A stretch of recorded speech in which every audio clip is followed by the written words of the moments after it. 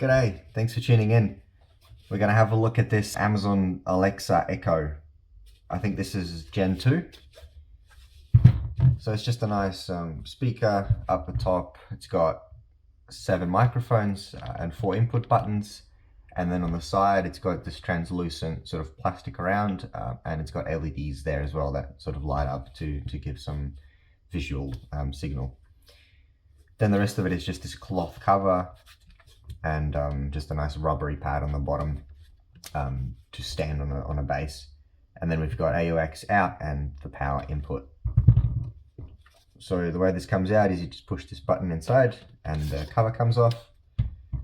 So this cover here is just a plastic injection molded part with a rubber overmold and then this cloth covering on top. It's really interesting. It's got these perforations. Not sure how well that comes up on camera. Actually, this might help. There you go. So it's got these perforations here for the speaker, so for the audio to come out, but only on the bottom. So there's nothing actually on the top here. This is just solid plastic. It's only got these perforations all the way around, or almost all the way around, but just on the bottom. Cool. So that's pretty much the shell there, and then we've got the actual module itself here. So the speakers inside, I think there's a big subwoofer there, and then it looks like a smaller speaker up in this module here, and just a few screws. So let's take them out and see what's inside. So it's got these the Torx, looks like maybe a Torx 10. Yeah, that's it. All right, let's dig in.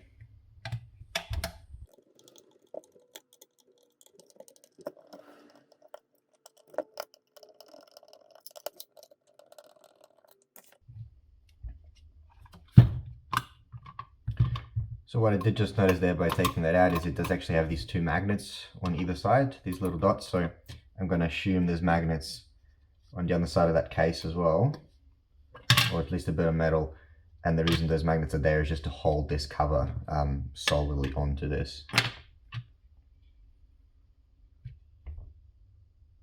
All right, so opening it up, down the bottom we've just got the actual cover plate.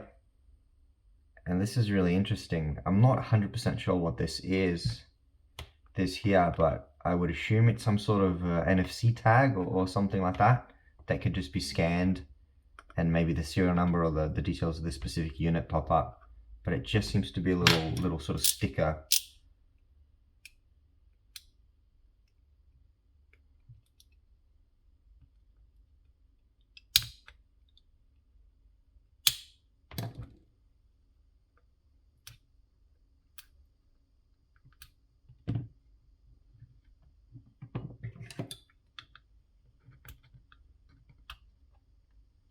Yeah, so I won't pull it off completely, but you can see there's little tracks there that just come off with that sticker. So this is just a sticker of something. So yeah, as I said, sort of my best guess is NFC. If anyone knows what that actually is, leave a comment below because I'm really curious. All right, then there's a PCB there and a little connector. So I assume that connector is going to lead down. It says 2 amp board on there. So actually, it's pointing this way, so I assume this here is in the amp board. But we'll pull this off and keep digging in.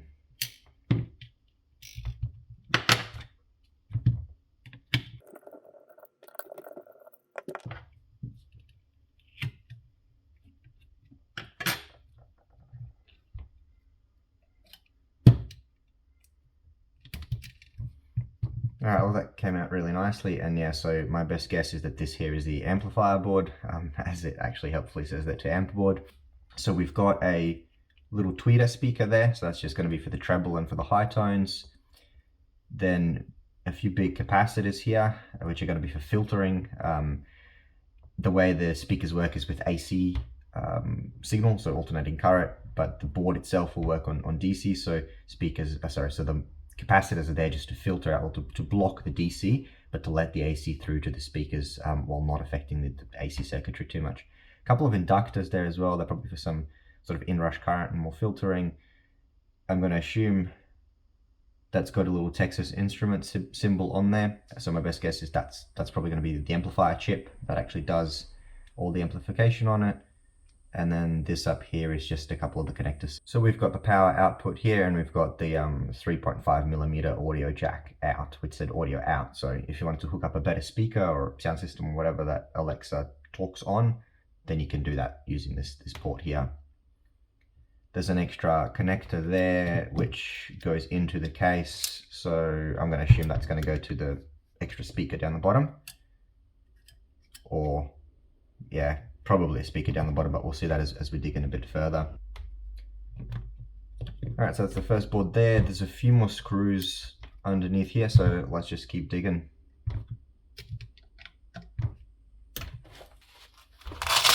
These other screws are actually tucked away quite a bit under this plastic cover, so I just can't get to them with this actual short tool. So I've got this other ones. These are just nice and longer screwdrivers. If anyone's actually interested in any of these tools that I use, I've got links to all of them in the description. So have a look at that and check them out.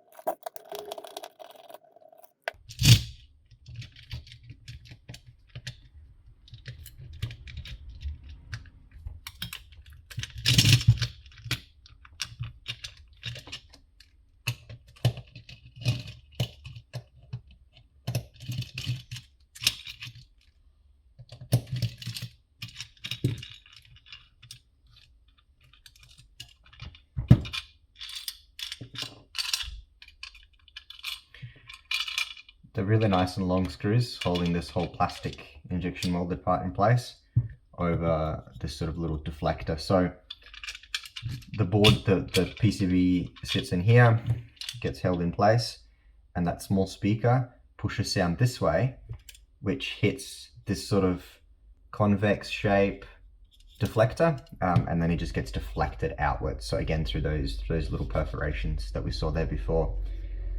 And by the looks of it, likewise, the same thing happens with the bigger subwoofer speaker down the bottom, gets shot up into the inside of this. So actually, it'll just come out now. There you go. So into this and deflects outwards as well. So the interesting thing to notice here is they are different. The deflections, so this one is sort of, I don't know, I guess a convex sort of shape on both of those sides. And then this one here is just sort of one big dome shape as well. So it'd just be different because this would be lower frequency. So the subwoofer would just, the frequency of the sound would just act differently. So that's why, hence the different deflections. There's a lot of audio engineering that probably went into this to try to find the best shapes to deflect most of that sound. Put that back in, don't lose that. All right, and then we'll try to get the actual big speaker out.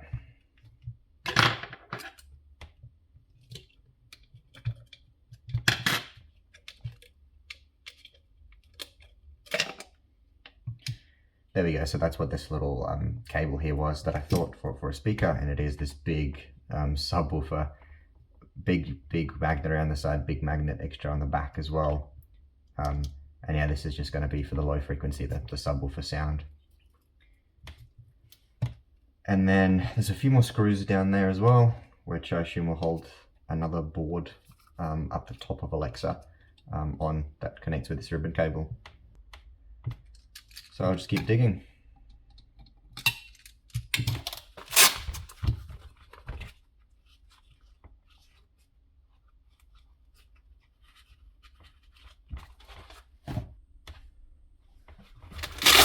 So these screws in there are actually smaller than Torx 10. This is a Torx size 10. So I'm going to bring out these guys and try to find, let's go with an 8, see if that'll do.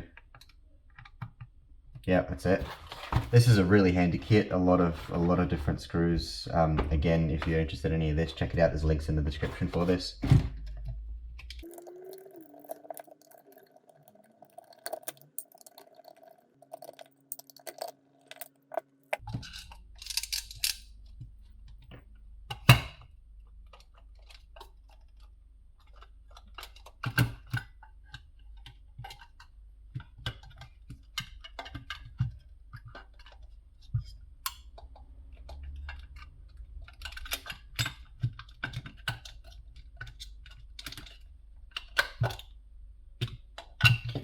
It was a little bit messy how that was done, but there's this ribbon cable that goes up along this way and then comes in here to one side of this board, and then the other side of the board goes out to another, maybe another board, yeah, with the microphones. Alright, well, let's take it step at a time. So just a plastic shell still there, and then we've got one more PCB. So not much on this side. There's a shield around here.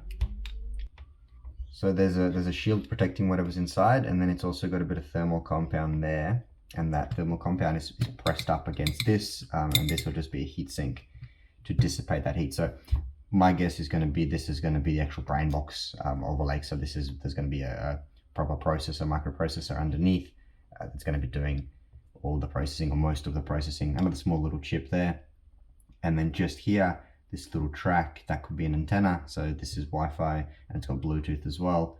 That there might be one of the antennas for that. So I'll just take this board or take this cable out, get rid of the board and keep digging through, see what else it connects to. So there's just that heatsink, a little bit of sanding done on this side, but really the main purpose of this is just to dissipate that heat. And then we've got a rubber, this is just a rubbery cover. So maybe just to act as insulation between the metal of this and the actual board down there. And then just this plastic ring holding everything together. So this has these interesting channels going all the way around. So it seems to have almost a little deflector there, I guess, and then shines the, oh yeah, it shines the light out either way. So I was one step ahead in my head there. This board here is what's going to have the microphones. So it's got 6 microphones here, these little guys here, and then it's going to have one, oh yeah, another one in there. So that corresponds to these little holes here. And then these other bits here are LEDs on the side. So there's 2, 4, 6, 8, 10, 12. I think there's 12 all the way around. A little processor, and then I think these guys here are going to be, so they actually go to a microphone, a couple of microphones to each of them. So they're probably going to be an analog to a digital converter. So taking that analog signal that the microphone picks up, sinusoidal wave, and then changing that to a digital signal, and then the digital probably going to go through a little processor on here and then get sent back down to the motherboard. So it's really nice as well. Here it's labeled, the ribbon cables are labeled to mic PCB. I'm not sure what the other side says. To MLB, main board, motherboard, something like that, I assume, to this one over here. So that's it. There's quite a few components to it, quite a lot to actually tear out with Alexa, but at the end of the day, it really is just a few PCBs, an audio amplifier, and then two speakers, and a whole bunch of microphones and LEDs. So thanks very much for watching. Hope you learned something. If you did, please leave a like and do consider subscribing.